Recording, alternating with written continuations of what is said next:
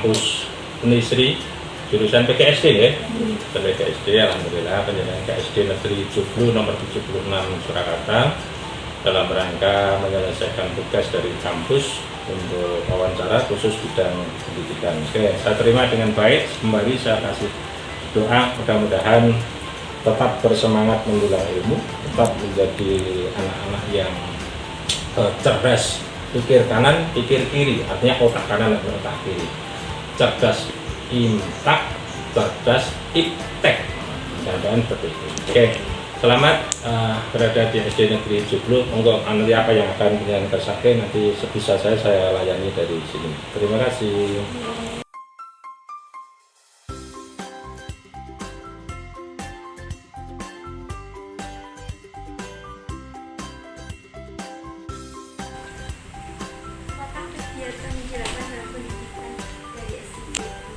Banyak.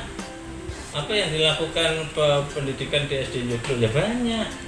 Ya pendidikan yang mana dulu?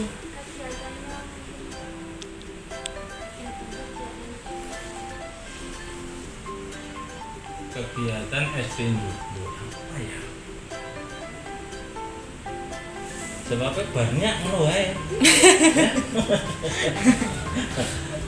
Apa kegiatan SD Joglo ya? Ada kegiatan KPM, pastinya adalah KPM-nya. Kegiatan di Joglo KPM dilaksanakan. Untuk di masa pandemi ini masih secara daring. Anak-anak masih melakukan pembelajaran 50% dengan menerapkan prokes ketat di SD kita. Sehingga setiap hari anak-anak itu masuk, tetapi bergantian. Sedangkan jenis kegiatannya ada kegiatan yang kegiatan harian, kegiatan formal, kegiatan KPM umum, ada juga kegiatan yang ekstra, ada kegiatan ekstrakurikuler di sekolah. Akan tetapi untuk di masa pandemi ini kegiatan ekstrakurikuler diadakan karena semuanya harus menjaga prokes ketat. Kalau jenis kegiatannya nanti boleh ngopi di sini.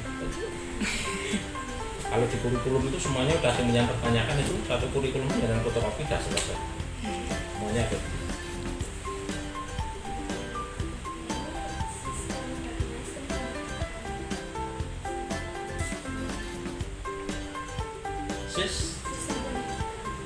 Apa ya sistem pendidikannya ya?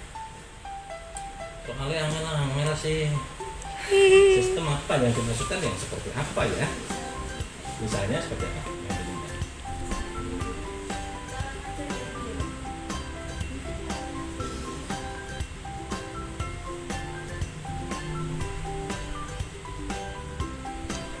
Oh, mungkin yang dimaksudkan oleh dosen penjenengan adalah sistem yang berkaitan dengan masa pandemi mungkin.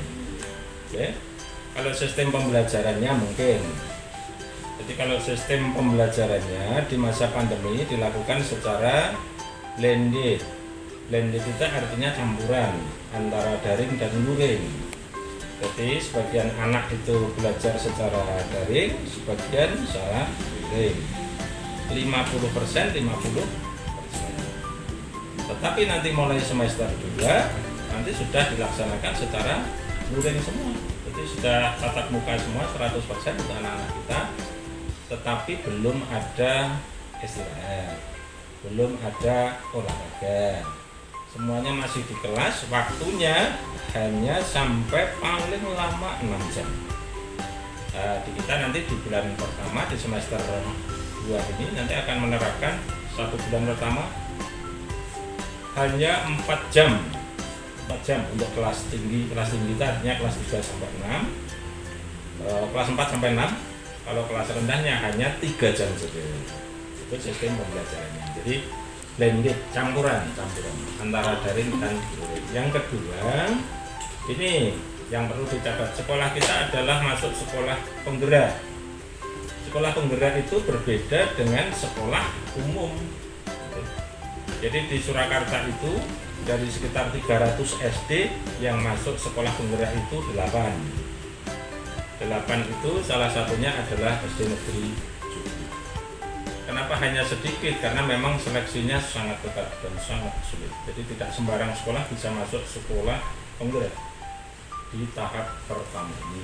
Sehingga ketika SD Joglo ini bisa lolos sebagai sekolah penggerak, ini yang menjadikan keunggulan tersendiri dibanding sekolah yang lain.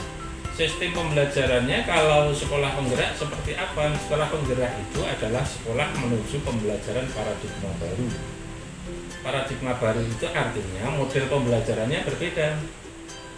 Model pembelajarannya akan dikuasai dengan yang namanya student center, berpusat pada siswa, karakternya mengikuti karakter profil pelajar Pancasila.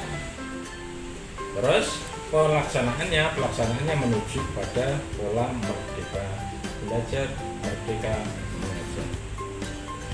Sehingga untuk yang di profil pelajar Pancasila, pembelajaran paradigma baru ini memang sangat berbeda dengan yang, makanya ini baru diperuntukkan tahun pertama hanya untuk kelas 1 dan 4. Besok mulai Juli kita masuk di kelas 2 dan kelas 5. Tahun ketiga nanti kelas 3 dan kelas 6. Selesai setelah kita tahun ketiga, setelah itu kita akan disuruh untuk memberikan pengalaman sekolah penggerak kepada sekolah-sekolah yang artinya adalah sebagai sekolah percontohan bahwa seperti itu 3 tahun. Itu sistem pembelajaran yang ada di sekolah berarti blended model. Blended itu apa tuh? Apa bahasa dengan blended itu apa? Blended itu campuran. Kenapa dikatakan blended? Ya campuran. Termasuk kurikulumnya kurikulum blended. Maka di sini kurikulum kita ini adalah kurikulum 2013. Gitu. Nanti di depan ini adalah kurikulum 2013. Sementara yang di belakang ini adalah kurikulum sekolah penggerak. Jadi ini campur. Ini di blended seperti itu. Kurikulum sekolah penggerak. Ini yang di belakang. Mulai dari ini. Jadi kalau di sekolah penggerak nama kurikulumnya bukan kurikulum KTSP. Kalau yang 2013 kan kurikulum KTSP. Sedangkan kalau yang penggerak namanya kurikulum operasional sekolah. Nah, di Solo yang punya baru 8 sekolah. Itu untuk sistem pengajaran kita.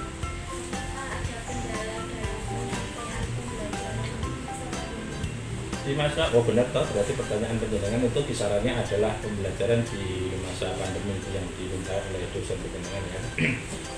Apakah ada kendala pembelajaran di masa pandemi? Jawabannya adalah banyak. Kenapa banyak? Satu, siswa tidak bisa menjadi satu kelas karena satunya daring, satunya luring. Yang kedua, waktunya sangat terbatas. Jadi waktu daring, waktu luring, waktu belajar tidak sama dengan belajar di hari-hari biasa. Kalau di hari biasa kita bisa sampai 7-8 jam.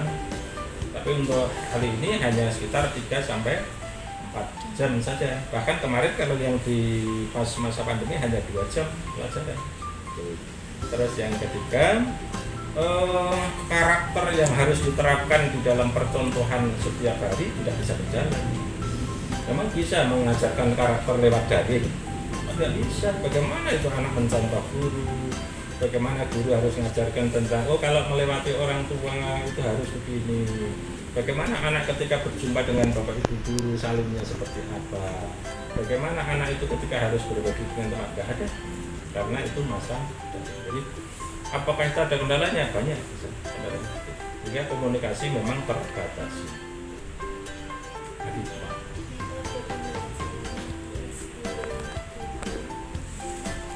Metode pembelajarannya adalah metode pembelajaran, kalau kita punya istilah gini, SD Joglo itu adalah punya singkatan serasi inti.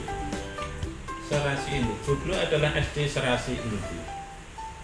Sehat, rapi, berprestasi, berinovasi tiada henti. Sehingga sistem pembelajaran yang berpusat pada siswa. Sistem pembelajarannya di SD kita adalah yang berinovasi, yang berkarakter profil pelajar Pancasila. Sehingga di sini dikatakan kalau dulu ada istilah apa itu? Pembelajaran yang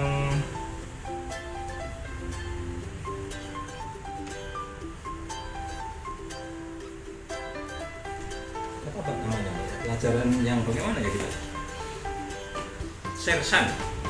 So, sersan itu serius tapi santai.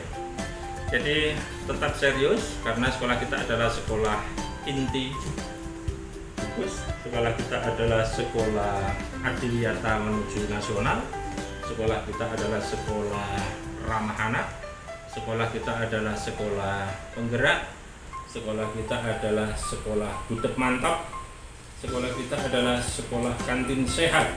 Sekolah kita adalah sekolah sehat. Jadi banyak yang disandang oleh sekolah ini, sehingga semua pembelajarannya memang mengacu kepada kualitas pembelajaran yang semua berpusat pada pengembangan potensi siswa. Jadi tidak anak yang ikut guru, tapi guru yang ikut anak. Anak itu bukan orang dewasa yang bertubuh kecil. Jadi jangan guru itu, besok kalau penjenengan jadi guru, jangan dipaksa murid harus ikut kita. Kita yang harus ikut murid. Kenapa? Karena kita sudah pernah menjadi anak, sementara anak-anak belum pernah menjadi kita. Sehingga nggak bisa kalau anak-anak kita paksa seperti kita, nggak bisa. Anak-anak itu makannya bubur, kalau kita itu makannya kan, udah kan? Gitu. Jadi pembelajaran yang di sekolah kita seperti itu. Jadi bersentral pada murid sehingga seluruhnya untuk mengembangkan potensi yang ada pada diri siswa. Siswa itu persis seperti guru, ada siswa seperti ikan, ada siswa seperti kuda, ada siswa seperti ayam, ada siswa seperti ular. Masing-masing punya keunggulan. Jangan pernah disuruh anak-anak itu berlomba dengan bersama. Oh, ayo lomba berenang. Loh, kalau siswa seperti ikan menang, bagaimana burung disuruh berenang? Bagaimana kuda disuruh berenang? Nggak bisa. Sehingga sistem pembelajaran kita adalah mengikuti potensi yang ada. Anak itu potensinya apa? Tiap-tiap anak punya potensi. Tiap-tiap anak itu punya keunggulan. Nah, itulah yang harus dikembangkan. Tidak sama dengan dulu. Kalau dulu pembelajaran itu klasikal, zaman penjenengan lagi klasikal kan? Klasikal. Kalau sekarang enggak begitu. Per individu siswa itu yang harus dilayani. Sehingga nanti tiap-tiap anak itu nanti, sehingga di kelas itu tidak ada ranking 1, 2, 3, 4, 5 seperti dulu. Ada. Kalau Seragen ada ranking nggak dulu? Ada. Sekarang nggak bisa. Sekarang dihapus. Kenapa? Bolehnya hanya 1, ranking 1. Nah ini bedanya dengan dulu. Di sekolah kita semuanya anak ranking 1. Satu kelas jumlahnya 28 maksimal ya. Nggak ada ranking 1 sampai 28. Adanya ranking 1 semua. Oh, si A ranking 1 dalam matematika. Si B ini ranking 1 dalam bercerita. Si C ini ranking 1 dalam olahraga. Si D ini ranking 1 dalam makan banyak. Si C ini adalah ranking 1 dan semuanya punya kelebihan, punya potensi. Nah, itulah sehingga sekarang itu hanya ada boleh ranking 1. Maka dulu disebut sekolah ranking 1. Orang bingung, berarti dulu yang terbaik. Enggak, yang ranking 1 siapa? Siswa kita, semuanya ranking 1. Padahal murid kita banyak. Sekian dari saya atas pemberian waktunya untuk mendengarkan dan menjawab pertanyaan kami. Untuk wawancara, saya mohon maaf jika saya ada kesalahan. Terima kasih Bapak. Oke, Mbak Larasati, sukses untuk penjenengan semuanya.